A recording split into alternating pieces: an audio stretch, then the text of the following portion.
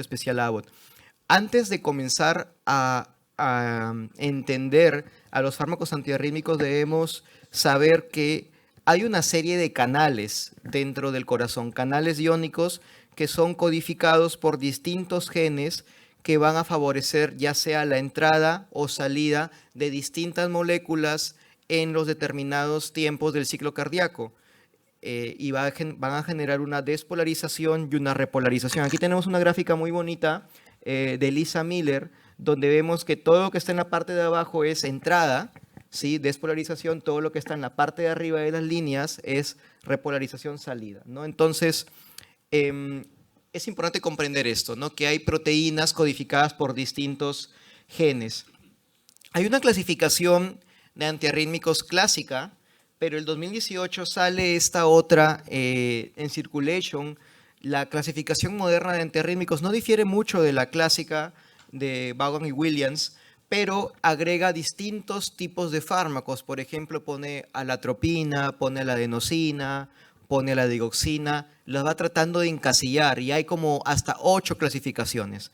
Bueno, a mí me tocó hablar del antiarrítmico clase 4, que es un bloqueador de canales de sodio. Perdón, canales de, es el hambre, ya ven, de canales de calcio. Entonces, este bloqueador de canales de calcio, verapamilo, tiene bastantes utilidades en la cardiología y, como no, en la medicina en general. Entonces, el blanco del verapamilo son los canales de calcio tipo L. Y los canales de calcio tipo L están presentes sobre todo en fibras del sistema de conducción, tanto en el nodo sinusal, tanto en el nodo auriculoventricular, como en fibras de Purkinje. Entonces, lo que va a hacer el verapamilo en sí es reducir la cantidad de calcio intracelular, evitando que el almacén de calcio que está dentro de la célula, que se llama retículo sarcoplasmático, abra sus puertas. Entonces el calcio se queda como aprisionado dentro del retículo sarcoplasmático y así no se incrementa el calcio a nivel intracelular. Entonces, mecanismos de arritmias, esto también es básico, hay que saber que hay 3 tipos de mecanismos de arritmias. Los 3 tipos están frecuentemente en los corazones sin cardiopatía estructural y la reentrada es un poquito más en cardiopatía estructural. La actividad desencadenada, sobrecarga de calcio en la diástole. El automatismo normal, que es donde una estructura cardíaca tiene una pendiente de fase 4 más empinada que el nodo sinusal, por lo tanto, va a tomar el control, ¿no? Cuando el ángulo beta, en este caso, de la pendiente de fase 4 de la estructura normal, le gana al sinusal, va a tomar el control. El automatismo normal, actividad desencadenada, postpotenciales, sobrecarga de calcio, lo que vengo diciendo, y las reentradas en donde hay 2 estructuras con distintas velocidades de conducción separadas por un obstáculo anatómico o funcional. En este caso, dibujé ahí una vía accesoria en el lado izquierdo, no sé si la ven, en el anillo mitral, y pues una reentrada va a ser un circuito sin fin. Entonces, esos son los 3 mecanismos. Y como no, en pacientes posoperados cardíacos les queda una cicatriz por su atriotomía o ventriculotomía, y esta cicatriz es heterogénea, generando acá una reentrada que es bastante compleja, como las que ya mostró previamente Richard, la doctora Hardy, también en sus brillantes ponencias. Entonces, el verapamilo tiene una absorción bastante rápida, efecto de primer paso, metabolismo hepático, una biodisponibilidad de 20 a 35% e influye mucho el metabolismo a nivel del citocromo 3 a 4, pudiendo interaccionar con determinados fármacos anticonvulsivantes, se absorbe bien a las proteínas, se adhiere bien a las proteínas plasmáticas y sus tiempos de vida media es de 2 a 5 horas. Y el tiempo de acción va a depender por qué vía la administremos. Si es por vía oral, tendremos un efecto más o menos a la hora o 2 horas de administrado, y si es por vía endovenosa, a los 10 minutos. Entonces, lo que hace el verapamilo fundamentalmente es bloquear los canales de calcio tipo L, ¿correcto? Evitando que haya una liberación de calcio en el retículo sarcoplasmático hacia el resto del citosol, ¿no? Y esta Este bloqueo de los canales de calcio también se da a la membrana, impide el ingreso de calcio de forma extracelular. ¿Y esto qué va a generar? Va a generar reducción de velocidades de conducción y, como no, relajación de los vasos sanguíneos. Es por eso que un efecto adverso del verapamilo es la hipotensión arterial.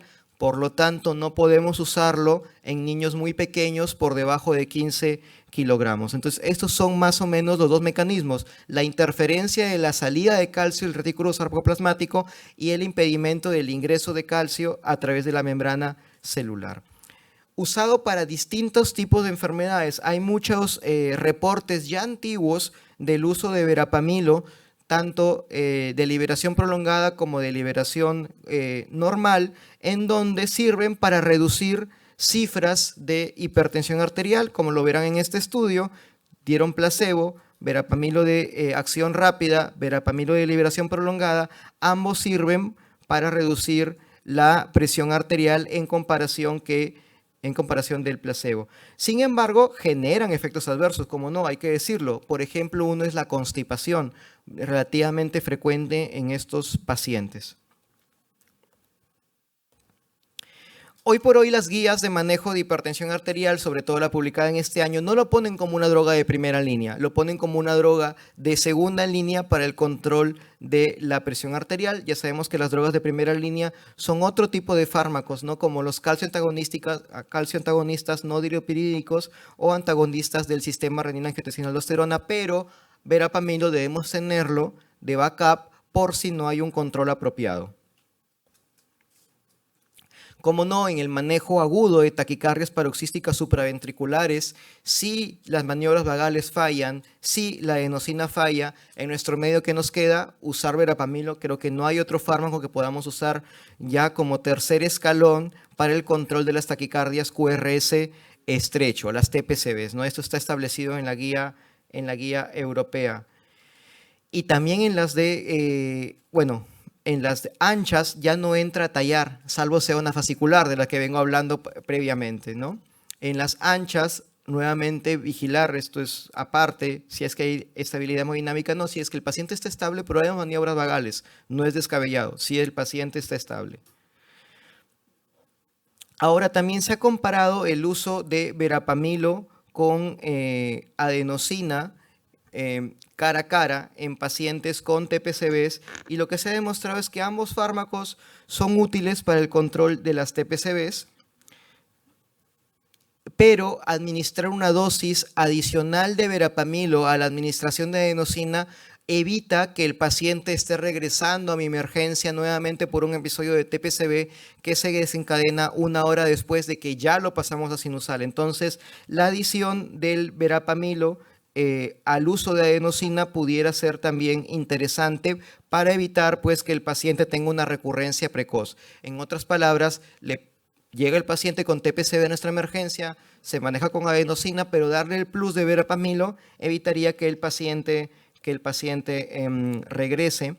Y cuando se comparó con adenosina, ambos tienen una tasa de conversión al ritmo sinusal interesante, siendo la adenosina superior. Correcto, pero eso sí, verapamilo se demora un poquito en actuar. Ya dije, por vía endovenosa va a tardar unos cuantos minutos, no es inmediato. A veces creemos que por poner, por ejemplo, verapamilo a una fascicular posterior, vemos el electro, estamos seguros, hemos ido al taller del electrocardiograma, el doctor Soto ha explicado muy bien, es una fascicular posterior, estamos seguros, hay que ponerle verapamilo. Y esperamos que ya pase sinusal. No, hay que esperar un poquito. La acción de verapamilo es un poquito lenta. Como verán aquí, se puede tardar hasta 300 segundos luego de administrado. Mientras que la adenosina pues es casi inmediato. Ya hace muchos años el doctor Belhazen describió la respuesta de la taquicardia ventricular fascicular al verapamilo. Y como le dije, la respuesta va a ser paulatina. Ese es el primer registro electrocardiográfico en la historia de la medicina de cómo vemos cómo una fascicular posterior va progresivamente enlenteciéndose. Un signo de que se está enlenteciendo es que comienzan a aparecer latidos de captura. Comienzan a aparecer estos latidos más estrechos, pues porque la taquicardia se va paulatinamente enlenteciendo hasta que finalmente salen a ritmo sinusal. Esto puede durar más o menos 20, 30 minutos. Entonces, no hay que desesperarnos tras la administración de verapamilo en una fascicular. Bueno, esto lo voy a hablar más tarde. Control de frecuencia en FA. ¿Cómo no? A veces vienen los pacientes con FARVA a nuestra emergencia y nuestro primer abordaje de forma aguda debería ser el control de frecuencia. No tenemos por qué desesperarnos en tratar de restablecer el ritmo sinusal. Obviamente estamos hablando de un paciente estable. Si el paciente está inestable no hay mucho que explicar, tiene que ir a cardioversión. Pero si el paciente viene con una FARVA, está con buena presión, yo puedo administrar verapamilo siempre y cuando tengo la certeza de que no tiene fracción de eyección reducida para el control de la frecuencia. E inclusive puede irse de alta con FAR-BC, con FA, pero con respuesta ventricular controlada, porque hay una cardioversión espontánea que puede ocurrir semanas después. Eso está descrito, una cardioversión espontánea natural de los pacientes. Entonces, si el paciente no tiene fracción de eyección reducida, verapamilo es una buena opción para controlar la frecuencia siempre y cuando pues, no haya signos de congestión o sospecha de FEBI reducida. La adición de sulfato de magnesio, como no, también ayuda a controlar frecuencia. Y en cuanto al control a largo plazo, verapamilo también puede ser interesante para controlar frecuencia. No lo usemos en niños muy pequeños porque, como les digo, vasodilatan mucho y pudiera generar una hipotensión muy sintomática en niños pequeños definidos como por debajo de 20 kilogramos. Y aquí están las dosis. Hay verapamilo de acción normal, vamos a decirlo, y también verapamilo de acción prolongada. Aquí tenemos todo el arsenal terapéutico que nos muestran en la guía americana para el control de la frecuencia en pacientes con fibrilación auricular. Aquí en este estudio se comparó el control de frecuencia, compararon verapamilo, metoprolol endovenoso y diltiazem, pues, y tienen respuestas muy similares y el control de frecuencia es bueno con los tres fármacos sin encontrar ninguna diferencia estadísticamente significativa.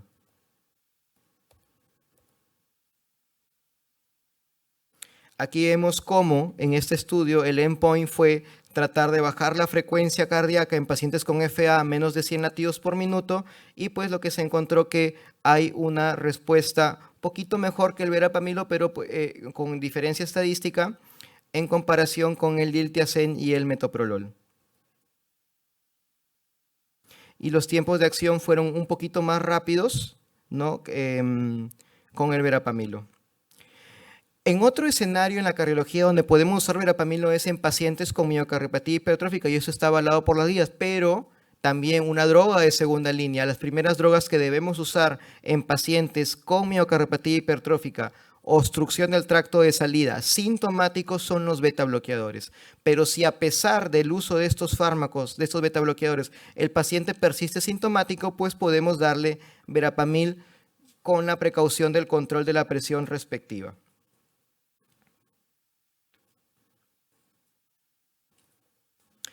Hay más estudios que vienen, están corriendo acerca de la eficacia de la adenosina versus el verapamilo. Siempre, ustedes saben, en medicina nunca se deja de investigar. Encontré estos dos estudios, van a comparar la adenosina con verapamilo, veamos qué se encontrará, y también van a encontrar un estudio comparando bisoprolol versus verapamilo en pacientes con miocardiopatía hipertrófica no obstructiva.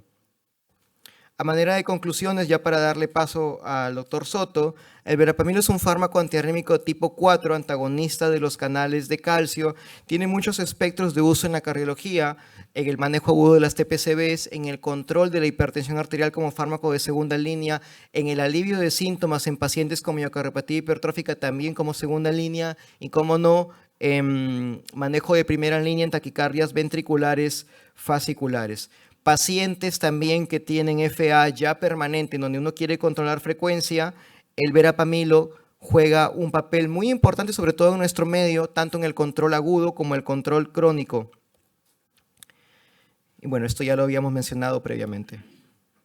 Entonces se debe conocer su vía de metabolismo, los tiempos de acción es importante para un poquito de repente no desesperarnos y también conocer sus efectos adversos para decir al paciente que probablemente va a presentar estreñimiento. Muchas gracias por su atención.